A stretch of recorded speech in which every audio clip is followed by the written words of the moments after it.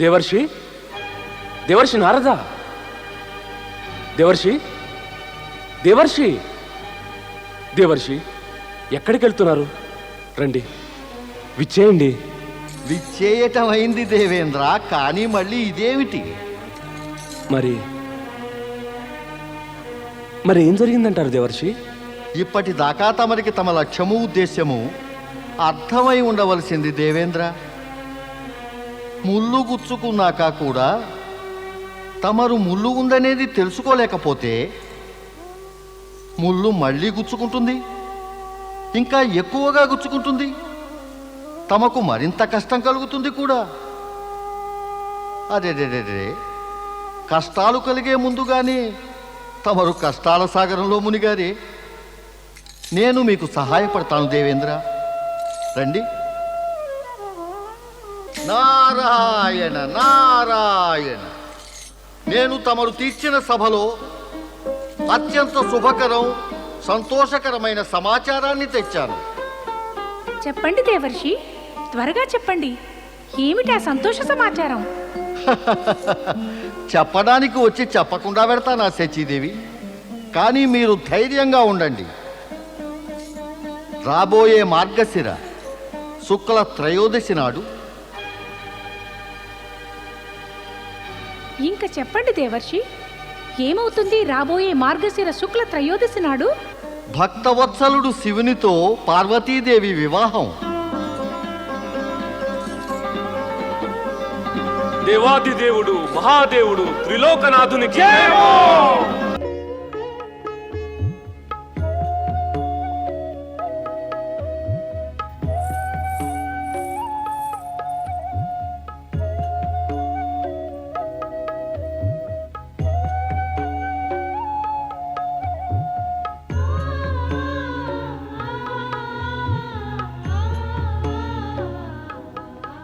యమునా, చూస్తున్నావా?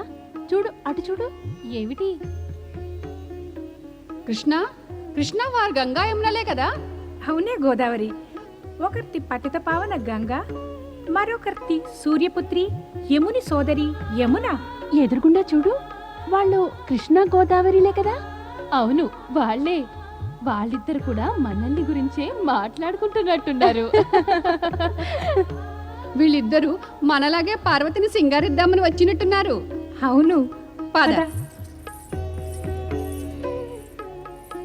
స్వాగతం మీకు గోదావరి, కృష్ణ. మీరిద్దరు కూడా పార్వతిని సింగారిద్దామనే కదా వచ్చారు? రండి, పార్వతిని సింగారిద్దాము.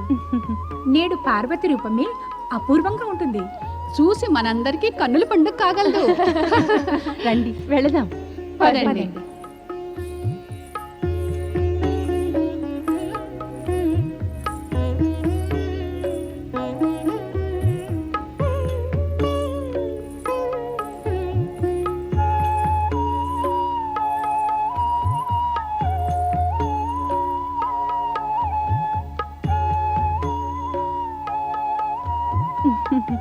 ఇప్పుడు చేయడానికి మనకింక మిగిలిందేమిటి?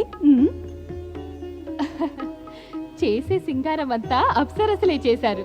అలాంటి సింగారం అప్సరసలు చేశారంటే ఆమె రూపం శబ్దాతీతం వర్ణనాతీతమే కదా. బ్రహ్మదేవుని శ్రీ మహావిష్ణువును కూడా అర్థించాల్సిందే.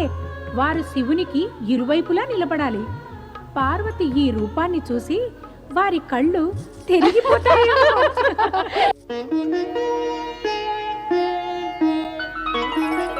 విచ్చేయండి శ్రీ మహావిష్ణు, మహాలక్ష్మి, పరబ్రహ్మ, మాతా సరస్వతి. తమరికి నంది స్వాగతం ఇస్తున్నాడు. పరమేశ్వరుడు శంకరునికి, సదాశివుడు మహేశ్వరుడు అనే పరమేశ్వరులకు హర హర మహాదేవ, హర హర మహాదేవ, హర హర మహాదేవ. మనం ఎవరికి జయజయధ్వానాలు చేస్తున్నాము? వారెక్కడున్నారు? అలంకారాలు చేస్తున్నారేమో. కానీ వారి అలంకరణ కోసమే కదా మనం వచ్చింది. కాదు మాత, స్వామి అలా అలంకరణ చేసుకోరు. వివాహానికి వెళ్తున్నారు, పెళ్లి కొడుకు అవుతారు, మరి సింగారించుకోరు? సింగారం అంటే అలా ఇలా ఏమీ కాదు. సింగారం అంటే సింగారమే. మరి వివాహం చేసుకునే ప్రతి వరుడికి అది తప్పదు కదా. అవును నంది, సరస్వతీదేవి చెప్పేది నిజమే. మరి ఇదొక్కటే అవకాశం వరుడికి అలంకరించుకునేందుకు. కానీ ప్రభు ఏం చేసినా పరమేశ్వరుడు తాను చేసుకోవాల్సిందే. కానీ అలంకరణ ఆయనకు గిట్టదు. అదేలాగా ఆయన మరి అలంకరించుకోకుండా వరడవుతారా? అదెలా జరుగుతుంది? వరుడు అలంకరించుకోకుండా? అవశ్యం అవుతారు, తమ అపూర్వ శైలిలోనే, అదెలాగా? విభూతితో. నారాయణ నారాయణ, ఆహాహా! భక్తవత్సలుడు పరమేశ్వరుని విభూతి పూసుకున్న గొప్ప భంగిమ ఎంత అద్భుతంగా ఉంటుందో కదా. ఆహాహా! నారద, అప్పుడప్పుడు శుభకార్యాలు కూడా చేస్తూ ఉండు. ప్రభు, తమరి అభిప్రాయం ఏమిటి? నేనెప్పుడు అశుభకార్యాలు చేస్తాననా? తర్కం వద్దు, కార్యం కావాలి. నీవిప్పుడే హిమాలయ భవనానికి వెళ్ళి ఊరేగింపుకు స్వాగతమిచ్చే సన్నాహాలను చూడాలి. తమ ఆజ్ఞ ప్రభు. సేవకుడు వెంటనే బయలుదేరుతాడు. నారాయణ నారాయణ. తొందరగా చేయాలి పనులన్నీ. ఎలాగో ఏమిటో తొందరగా కానివ్వాలి. ఆ తోరణాలు అవన్నీ సరిగ్గా కట్టించండి. అక్కడ ఆసనాలు ఉన్నాయి చూసారా, అవి కూడా సరిగ్గా ఏర్పాటు చేయండి. నారాయణ నారాయణ. ప్రణామం. దేవర్షి ప్రణామం. చెప్పండి దేవర్షి, మండపం చూశారుగా, ఎలా ఉంది? మహారాణి, తమరు ముల్లోకాల్లోనూ దుర్లభుడైన సుందరేశ్వరుని దర్శిస్తే నేను తమను అడిగేవాణ్ణి తమకు వరుడు ఎలా నచ్చాడని. తమరి సుందర మండపంలో అతి సుందరుడైన వరుడు సుందర వధువుతో పాటు ప్రవేశిస్తే జగతిలోని సౌందర్యమంతా కూడా అక్కడే వెలసి నిలిచిపోతుంది. తమరైతే సౌందర్యాన్ని తిలకిస్తారు, కానీ నేనిక్కడ చెయ్యవలసిన పని మాట ఏమిటి? నారాయణ నారాయణ. దేవర్షి, తమ రాక కారణం? హిమవంత, నేనిక్కడికి ఆ శ్రీ మహావిష్ణువు ఆజ్ఞానుసారం ఊరేగింపుకు స్వాగత సన్నాహాలను చూసేందుకు వచ్చాను. నా సంబంధం ఇరుపక్షాలతోనూ ఉంది. వరుని పక్షం వధువు పక్షం నన్ను తమవారే అనుకుంటారు. మీరు అందరి వారు కదా. దేవర్షి, ఊరేగింపు ఎదుర్కోలకు సర్వోత్తమమైన ఏర్పాట్లు జరిగాయి. అతిథుల సదుపాయాలకై అన్ని విధాల ఏర్పాట్లు చేయించాం. మన అతిథులకు ఏమాత్రమూ కష్టం కలగదు. కావాలంటే తమరే స్వయంగా చూడండి. హిమవంత, తమరేమో ఇంతగా వర్ణించేశాక అంతకన్నా నేను చూడగలిగిందేముంది? ఊరేగింపు ఈ పాటికి బయలుదేరే ఉంటుంది.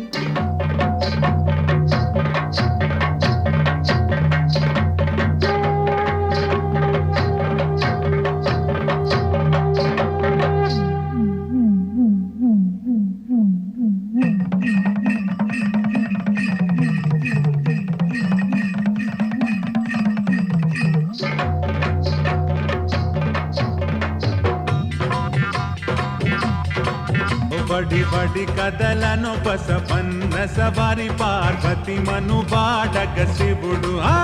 బడి బడి కదలను బసవన్న సవారి పార్వతి మను బాడగ శివుడు. అది ఏమి వింత వేషం, అది ఏమి రూపమిక సతి సమేతుడైపోతాడు, పతి మహేశుడైపోతాడు. బడి బడి కదలను బసవన్న సవారి పార్వతి మనువాడగ శివుడు.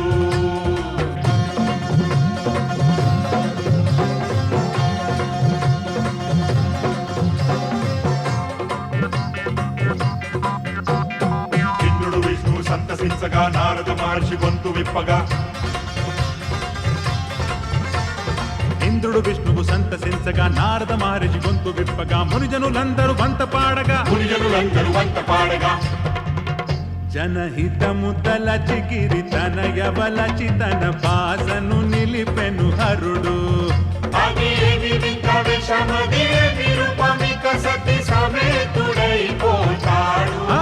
పతి మహేశుడైపోతాడు.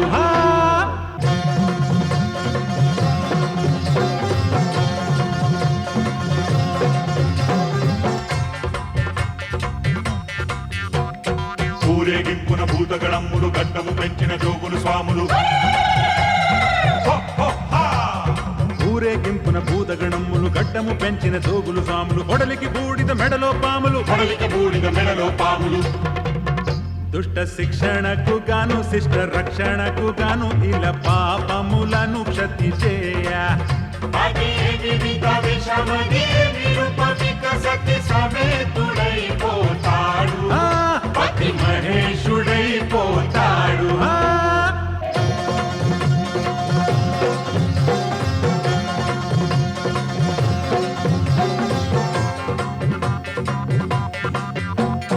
సమతగణాదులు ఆడగ పాడగ గంటలు గజ్జలు కళ్ళని కదలగా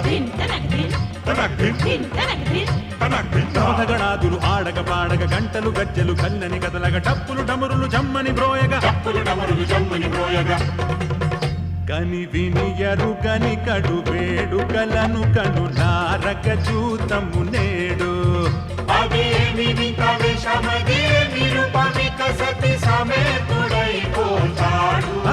పతి మహేశుడైపోతాడు.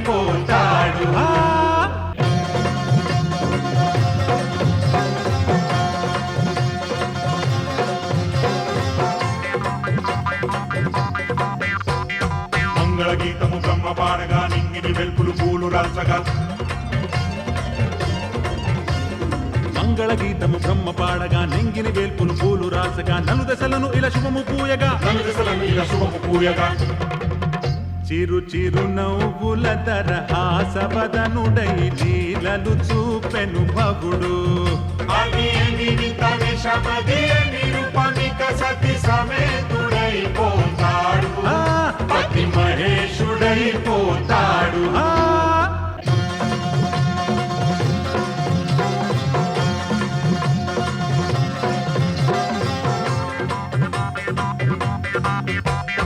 కన్యాదానము చేసిన గిరిజను తల్లిదండ్రుల నోములు పండెను. కన్యాదానము చేసిన గిరిజను తల్లిదండ్రుల నోములు పండెను ఆదిశక్తి ఈశునితో కలిసెను ఆదిశక్తి ఈశునితో కలిసెను. ముల్లోకములను సుఖ శాంతులతో నింపినది పెళ్లి ముహూర్తం అదేమి విషమదేమి రూపవికసతి సమేతుడైపోతాడు. పతి మహేశుడైపోతాడు.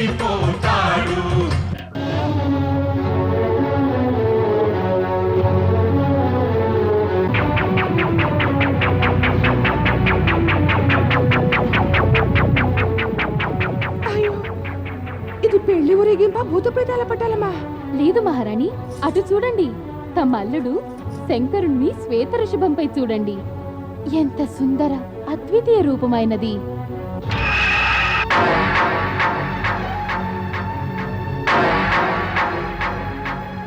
అయ్యో, ఎక్కడున్నాడు పెళ్లి కొడుకు? ఎవ్వరూ అందంగా లేరే. అందరూ కురూపులుగానే ఉన్నారు. అందరూ అనాకారులే. భూతాలు భూతాలు భూతాలు భూతాలు. ఈశుడు వరుడై వెలసిన అందం ముని సంసారిగా మారిన సందం. ఈశుడు వరుడై వెలసిన అందం ముని సంసారిగా మారిన దంతం వింతగా చూచుతున్నది లోకం వింతగా చూచుతున్నది లోకం. మరుభూములలో జడ్డధారిగనే నివసించిన ఋషి ఈ వరుడు అదేమి విషమదేమి రూపవికసతి సమేతుడైపోతాడు. పతి మహేశుడైపోతాడు. పార్వతి మనువాడగ శివుడు సతి సమేతుడైపోతాడు. పతి మహేశుడైపోతాడు.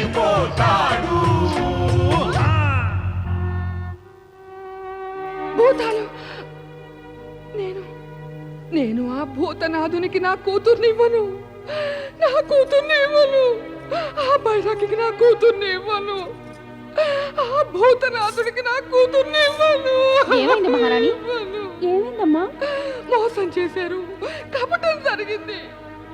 దేవతలు ఋషులు మునులు కలిసి నన్ను మోసం చేశారు. మోసగించారు. మోసగించారు.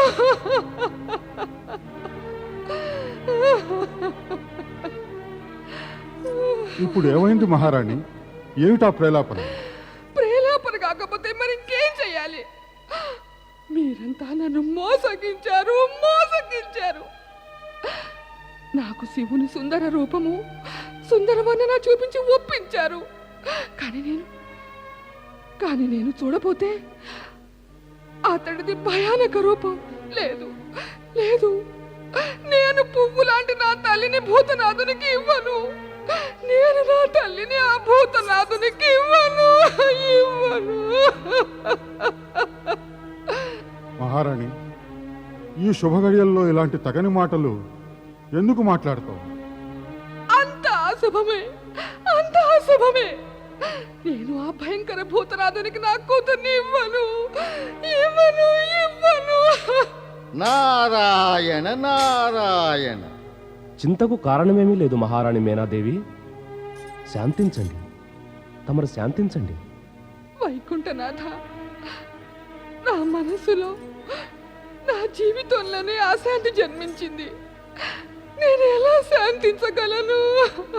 మైనారాణి, నారాయణ నారాయణ. మైనారాణి, శుభ సమయంలో అశాంతిని గురించిన చర్చ తమకు శోభస్కరం కాదు. ఇందుకు కారణం నేను కాదు దేవర్షి, నాలో కలిగించిన విశ్వాసమే ఇప్పుడు అబద్ధమైపోయింది. మహారాణి, ఇందులో అబద్ధమేదీ లేదు. అయితే నిజమేమిటి? ఇప్పుడే నేను శివుని రూపం చూసేనే, అది మరి నిజమా?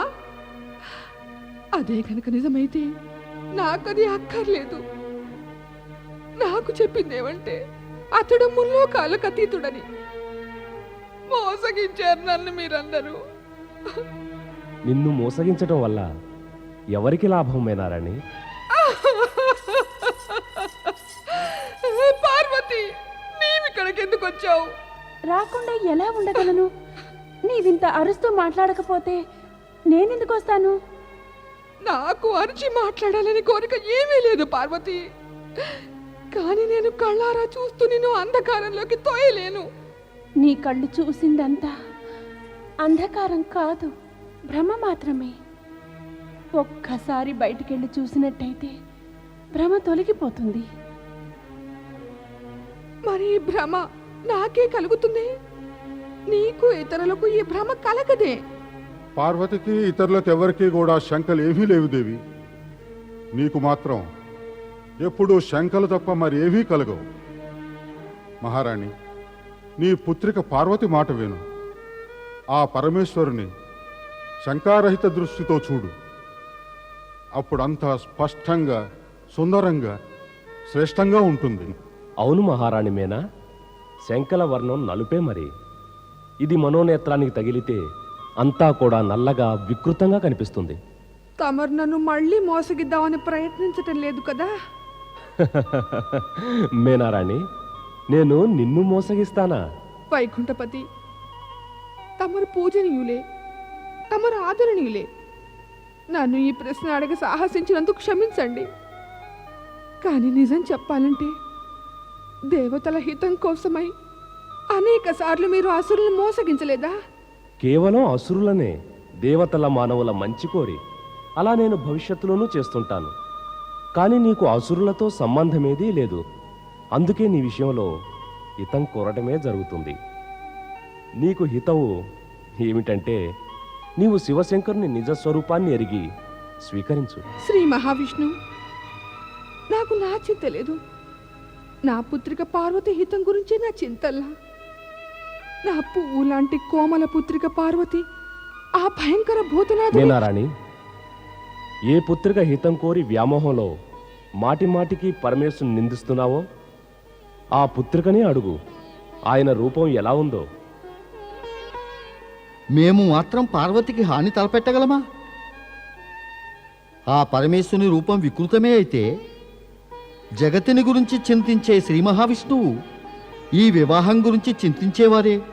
నీకు నమ్మకం లేకపోతే నీ పుత్రిక పార్వతిని అడిగి తెలుసుకో. ఆమె నిన్ను మోసగించదు కదా. ఎప్పటికి కాదు. అయితే కుమార్తె మాట విని బయటకు వెళ్ళి ఒక్కసారి వరుణ్ణి చూడు. అవును, ఒక మారు వెళ్ళి చూసిరమ్మా. చూశాను కదా. నీవు చూసిందంతా అహంకారంతో, శంకల దృష్టితో చూశావు. ఇక నీ పుత్రికకు భర్త, నీ అల్లుడు అయిన వరుడి దివ్య మంగళ రూపాన్ని చూడు. నీకు నిజంగా అందంగా కనిపిస్తుంది. అవును మైనారాణి, మనోదృష్టిలో అందముంటే అంతా అందంగానే కనబడుతుంది. మేనారాణి, అల్లుడికి ఎదుర్కోలకై నీవు శీఘ్రమే ద్వారం వద్దకు వెళ్ళాలి. ఎందుకంటే అల్లుడికి హారతి స్వాగతం స్వయంగా అత్తగారే ఇవ్వాలి. ఇక ఆలస్యం పనికిరాదు. విజయ, మీరంతా వెళ్ళండి. వెళ్ళి అల్లుడు గారికి స్వాగతానికి ఎదురు సన్నాహాలు చేయండి.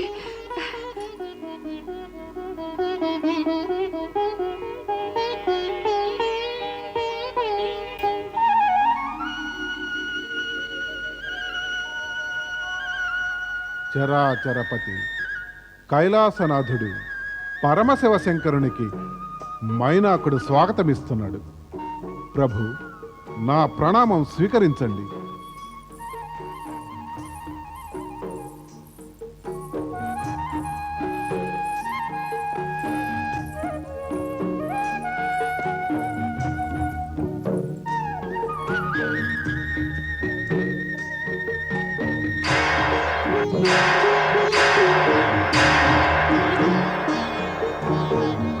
ఆహా,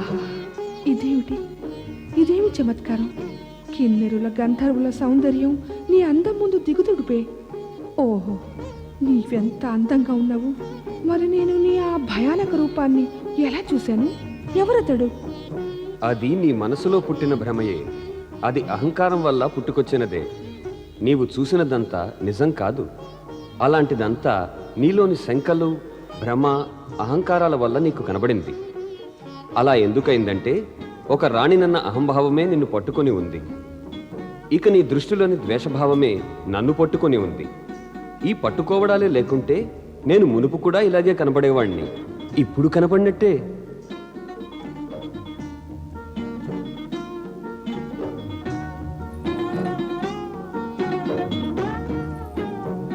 అంటే తప్పు నాదేనా? అవును, మహిమ నాదే గాని తప్పు నీదే. మరి శంకలు కలిగిన నీ మనసు ఇలాంటి దృశ్యాలను, ఆకృతులను చూడగోరింది. అవి నీ భ్రమను, అహంకారాన్ని, అసత్యాన్ని సంతృప్తిపరిచాయి. నీవు చూసినదంతా కూడా నీలోని సందేహాల ప్రతిబింబమే.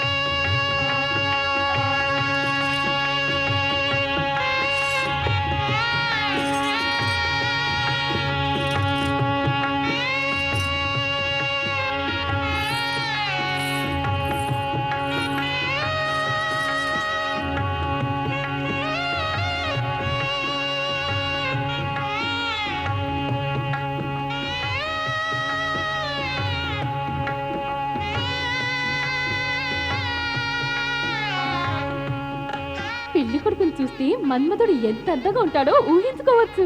ఏం మన్మధుడు కూడా మనవరుడంత అందగాడా? ఓసి చెప్పలా, మన్మధుడు వరుడులా కాదే, వరుడే మన్మధుడంత అందమైన వాడు. నోరు ముయ్యవే. పరమేశుని అనంత రూపం ఎక్కడా? పాపం ఆ మన్మధుడు ఎక్కడా? కనబట్టల్లా వరుని మనోహర రూపం కన్నుల విందు చేయటల్లా? ఏమైనాను మన సఖి పార్వతి ఎంతో అదృష్టవంతురాలు. ఎంతటి సుందర రూపవంతుడైన వరుడు లభించాడు. ఏమి కేవలం మనసకిదేనా అదృష్టము? శివునిది మటుకు అదృష్టం కాదు. ఆయనకు పార్వతి వంటి గుణవతి, రూపవతి, శీలవతి, సౌమ్యవధువు దొరకలా?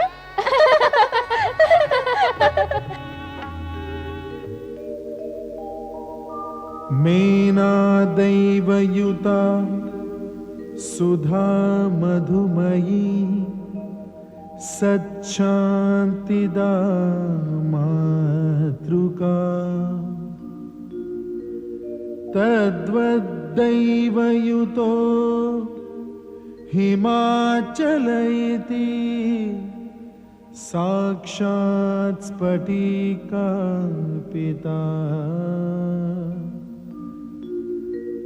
सार्धं प्रकृति वैभवादिविशदै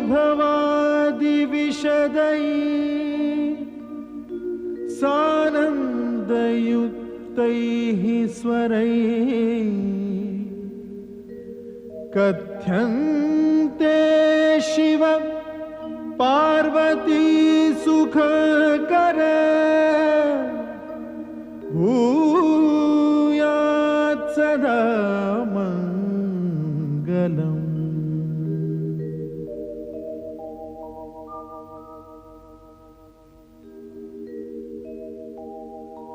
आदौ भूतपतिः अऊममिलितो ओंकार व्याहार्यते एकोऽहं बहुश्याम भवनतया धातृहरि निर्मितौ पश्चाद विश्वसमान प्राकृतजना सम्पादिताः शङ्करैः सोऽयं शैव विवाह्यते च प्रकृतिं भूयात् सदा मङ्गलम्।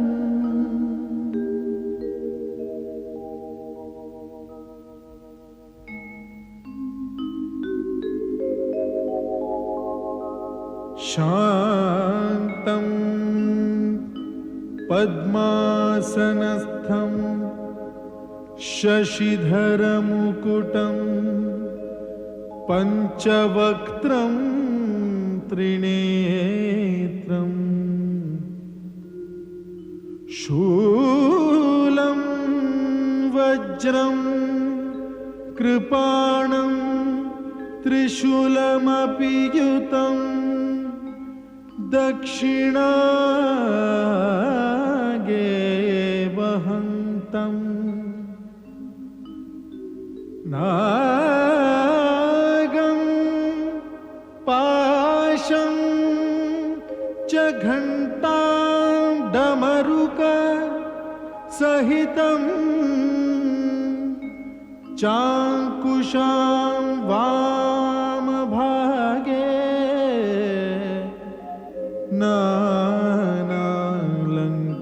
नानालङ्कारयुक्तं स्फटिकमणिनिभं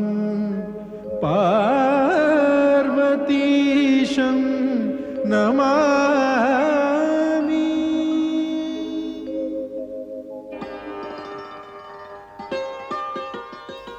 హిమవంత కన్యాదాన విధి పూర్తి చేయడానికి కన్య తండ్రి వరుణ్ణి అతని కులము, గోత్రము, అతని తండ్రి పేరు, దానితో పాటు వేదశాస్త్రాల జ్ఞానం గురించి అడుగుతారు.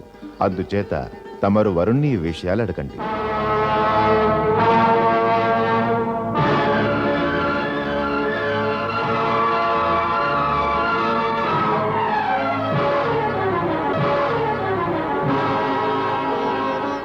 తమ ఆజ్ఞ గురుదేవ. పెళ్లి కుమార, నేను తమరిని అర్థిస్తున్నాను. తమరు దయచేసి తమ కులము, గోత్రము, తండ్రి పేరు, తమ జ్ఞానం గురించి వివరంగా చెప్పగోరుతాను.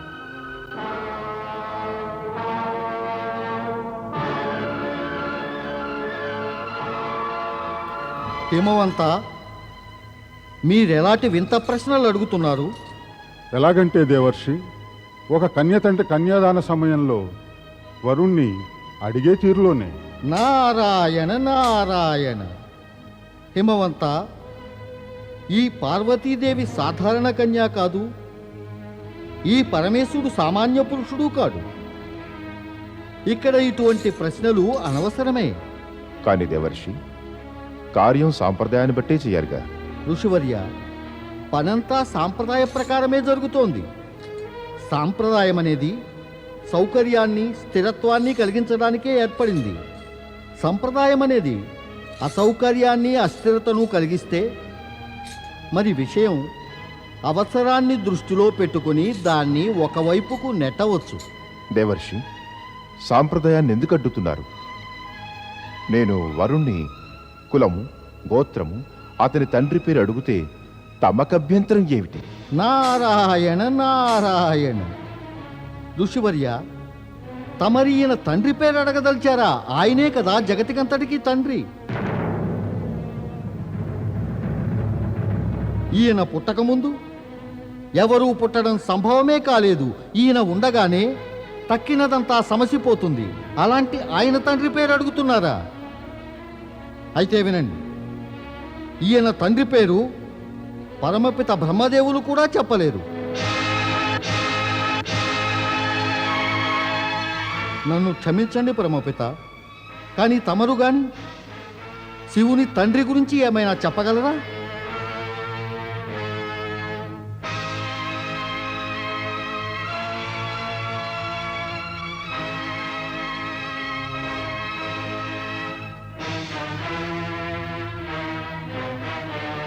శ్రీహరి తమరో?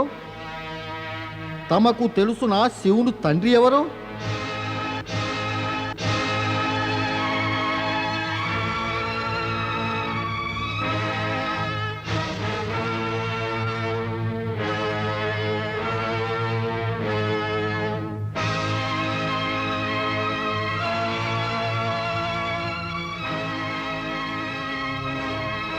గర్గ ఋషి, లెక్క పెట్టడం 1తో ఆరంభం, 1 తర్వాత 2, 2 తర్వాత 3. కానీ తమరిది చెప్పండి, గణితంలో 1కి ముందేమిటి? చెప్పండి ఋషివర్య, ఈ లెక్కలో అన్నిటికన్నా చివరి అంకె ఏది?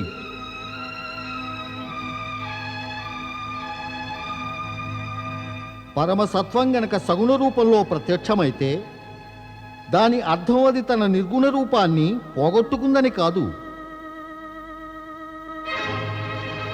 ఋషివర్య, మహేశుడు కులగోత్రాలకు అతీతుడైన పరాత్పర బ్రహ్మమే. ఈయన గోత్రహీనుడైన సర్వశ్రేష్ఠ గోత్రీకుడే. ఈయన కులహీనుడైన పరమ కులీనుడే. అంతటా కూడా నిర్గుణుడైన సగుణవంతుడే.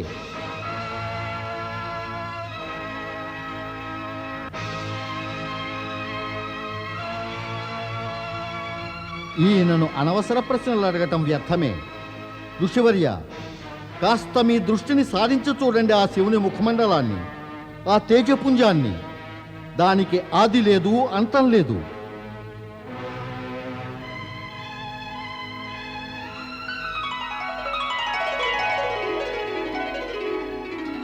సర్వశ్రేష్ఠుడు, పరమ సత్యము, పరబ్రహ్మము, పరమపిత పరమేశ్వరుడికి కూడా తండ్రి అనేవాడు ఉంటాడా? క్షమించండి దేవా, క్షమించండి, క్షమించండి శివశంకర, నా వల్ల తప్పయింది.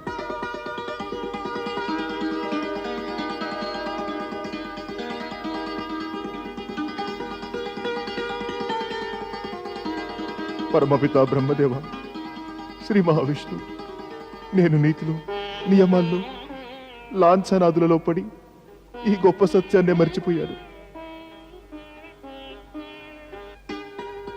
ఋషివర్య, మా ఉద్దేశంలో తక్కిన పనులను తమరు పూర్తి చేయాలి. ఎక్కువ ఆలస్యం పనికిరాదు. అవశ్యం, అవశ్యం, ఆరంభించండి. ఓం పరాయ పరమాత్మనే స్వాహా. ఓం పరాయ పరమాత్మనే స్వాహా. ఓం పరాయ పరమాత్మనే స్వాహా. ఓం పరాయ పరమాత్మనే స్వాహా. ఓం పరాయ పరమాత్మనే స్వాహా.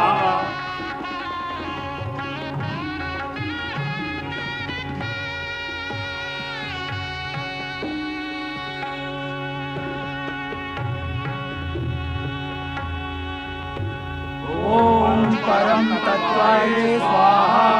ఓం పరం తత్వాయ స్వాహా ఓం పరం తత్వాయ స్వాహా ఓం పరం తత్వాయ స్వాహా. కన్యాదాన విధిని ఆరంభించండి. తమ ఆజ్ఞ గురుదేవ.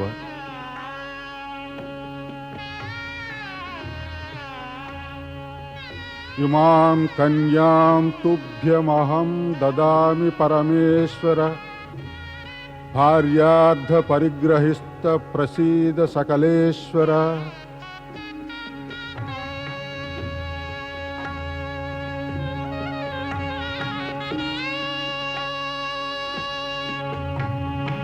శివ పార్వతులకు శివ పార్వతులకు శివ పార్వతులకు శివ పార్వతులకు శివ పార్వతులకు